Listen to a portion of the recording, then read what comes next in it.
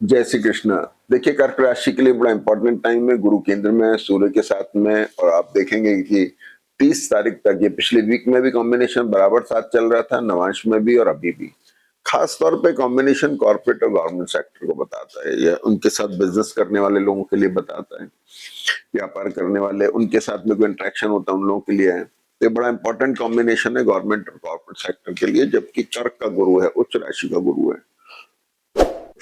सबसे बड़ी चीज क्या है कि षष्ठेश हो गए गुरु यहाँ पर। सिक्स लॉर्ड और सेवंथ लॉर्ड केंद्र में है, थोड़ा लाइबिलिटी के कारक भी हैं, ध्यान रखने की जरूरत है। सूर्य जब सप्तम भाव पे दृष्ट होते हैं तो अमूमन थोड़ी चिड़चिड़ाहट देते हैं मैरिटल रिलेशनशिप में, बिजनेस रिलेशनशिप में, इस तरह की। सूर्य तुला नवांश में भी है, तो इसलिए अपने इमीडिएट बॉस के साथ अच्छे रिलेशन बना के रखें। यहाँ पर स्पाउस की हेल्थ का ध्यान रखने की जरूरत है। गुरु आपके सप्तमेश पर दृष्ट हैं, अष्टमेश पर दृष्ट हैं। अगर आपका चार्ट लिटिगेशन प्रोन है तो थोड़ा केयरफुल रहने की जरूरत है। अगर चार्ट मूलतः आपका चैलेंजिंग फेज में है, अगर मेन चार्ट आपका, तो ये ग्रह थोड़ी मदद कर पाएंगे। शनि सेवंथ लॉर्ड है, मैरिटल और बिजनेस रिलेशनशिप के कारक हैं और आपके प्रोफेशन के भी कारक हैं, तो इसलिए शनि यहाँ पर बेटर है। शुक्र और बुध बड़ा प्लीजेंट एटीट्यूड बना रहे हैं, बड़ा ग्लैमरस कॉम्बिनेशन है, तो बहुत अच्छा साइन है। और बुध द्वादशी जो सूर्य मंगल के साथ में होकर एनर्जाइज हो रहे हैं, खर्च हो रहा है, पैसा खर्चा हो रहा है, लाइबिलिटीज बढ़ रही हैं, लग्जरी प्रोन चीजों में इन्वेस्टमेंट हो सकते हैं, ये चीजें इसमें आ रही हैं। चतुर्थेश राहु केतु के बीच में आ गए, ट्रेवल प्रोन है, एसेट का लिक्विडेशन बताते हैं। अब यहाँ देखिए तो मंगल और शनि दोनों बड़े क्लोज हैं और दोनों की दृष्टि सप्तम पर है। ये पोजीशन 10th हाउस बोले तो 10th हाउस के ऊपर स्ट्रेस आ रहा है, वर्किंग वर्किंग फील्ड में स्ट्रेस है, थोड़ा काम काम के ऊपर थोड़ा स्ट्रेस है, तो फोकसनेस भी है, काम अधिक है, इसकी वजह से स्ट्रेस दिखाई दे रहा है। दूसरी बात मैंने आपको बताई कि गुरु और मंगल बड़ा इंटरेक्शन बढ़ाते हैं, एक बहुत अच्छा साइन है, बहुत अच्छा प्लानिटरी पोजीशन है। अब हम आ जाते हैं आगे कि आगे क्या पोजीशन बन रही है। देखिए, सबसे पहले धनु राशि में चंद्रमा है।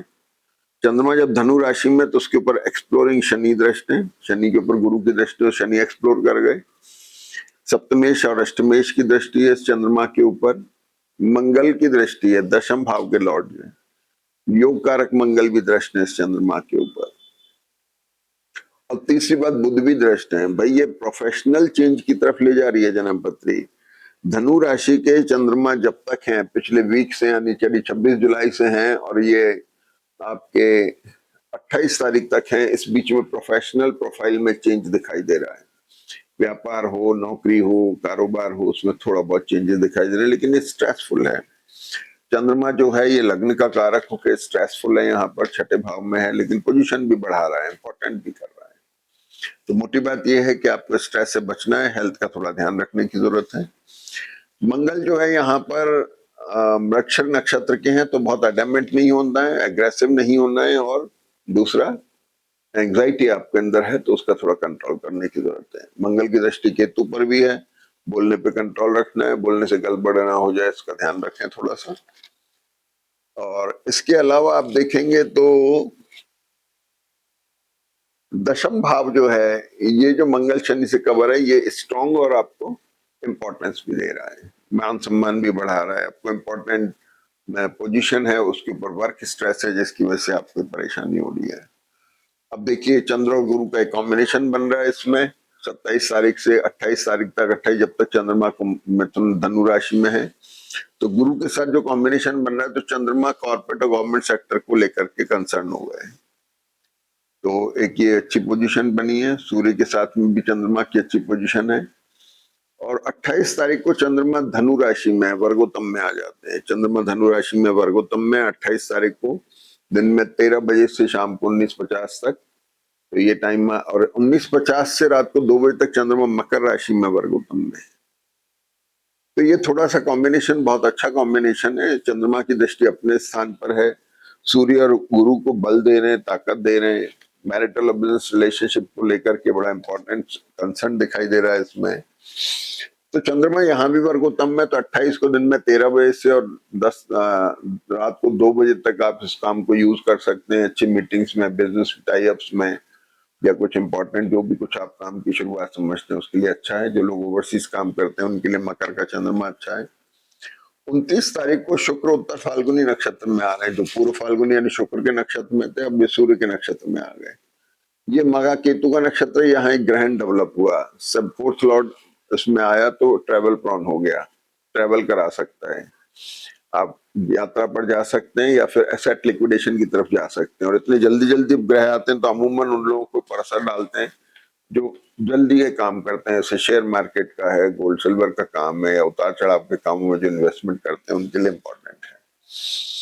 29 तारीख को ही शुक्र धनु नवांश में आ गए। चतुर्थेश और एकादशेश शुक्र धनु नवांश में आ गए। सेकंड हाउस में अष्टम पे दृष्ट हैं, राहु के ऊपर दृष्ट है। भाई ध्यान रखना है, शुगर पेशेंट्स बहुत केयरफुल रहें, थोड़ा ध्यान रखें। बुध भी वृषभ नवांश में है। 29 तारीख से लेकर 2 अगस्त तक बुध आपके 12th लॉर्ड हो गए, 3rd लॉर्ड हो गए। बुध वृषभ नवांश में अगर वैसे भी जाते हैं तो थोड़ा पेट के डाइजेशन की प्रॉब्लम देते हैं, लेकिन कह रहे सुधर भी रहे हैं। देखिए 1 तारीख को शुक्र कन्या राशि में आ गए, यहां से शुक्र हटे और कन्या राशि में आ गए। शनि से दृष्ट हो गए, शनि आपका 8th लॉर्ड हो गया। एसेट का लिक्विडेशन होना, लेकिन एक्सप्लोरिंग भी है, इसलिए एक अच्छा साइन है। एसेट को लेकर के लिक्विडेशन हो सकता है। इसके बाद में 1 तारीख को चंद्रमा, 31 को चंद्रमा कुंभ राशि में आ जाते हैं। अष्टम में आने की वजह से ट्रेवल प्रॉन है, ट्रेवल करा सकते हैं। दूसरी बात यह है कि 1 तारीख को चंद्रमा कुंभ राशि में वर्गोत्तम में है, सुबह 8-10 से लेकर दिन में 2:30 बजे तक। ये समय भी अच्छा है, जैसे आप किसी बिजनेस मीटिंग्स में, बिजनेस टाइप्स में यूज कर सकते हैं, इंपॉर्टेंट शुरुआत में कर सकते हैं। इसके बाद 2 तारीख को बुध मिथुन राशि में वर्गोत्तम में। बुध जो आपके द्वादश में चल रहे थे, मंगल सूर्य इसको एनर्जाइज कर रहे थे, अभी वर्गोत्तम में आ गए। तो ये जो पैसा खर्च करा रहे थे वो इन्वेस्टमेंट की तरफ जा रहे हैं, यानी प्रॉपर वे में जा रहे हैं। देखिए द्वादश जब ताकतवर है, बली है, सक्रिय तो है क्योंकि पैसा निकाल रहा है, लेकिन फिर वो इन्वेस्टमेंट होते हैं। और द्वादश अगर बिगड़ा हुआ है तो फिर वो आपका पैसा खामा खा का खर्च करा देता है। इसके बाद में 2 तारीख को ही रात को करीब 11 बजे मंगल जो है मिथुन राशि में ट्रेवल कर जाते हैं। मंगल यहाँ से शिफ्ट हो गए, मिथुन राशि में आ गए। मंगल और बुध साथ में द्वादश भाव में। अब अगले कुछ दिनों में जब तक ये ग्रह पास पास हैं तब तक है, अन्यथा फिर थोड़ा ये कॉम्बिनेशन हार्निया, अपेंडिक्स, स्टोन और साइड शुगर के लिए इंपॉर्टेंट है। मंगल द्वादश में अमूमन ब्लड प्रेशर को असर करते हैं, तो हाई ब्लड प्रेशर के लोग थोड़ा ध्यान रखने की जरूरत है। अन्यथा वक्त बहुत अच्छा है, इसका फायदा उठाइए।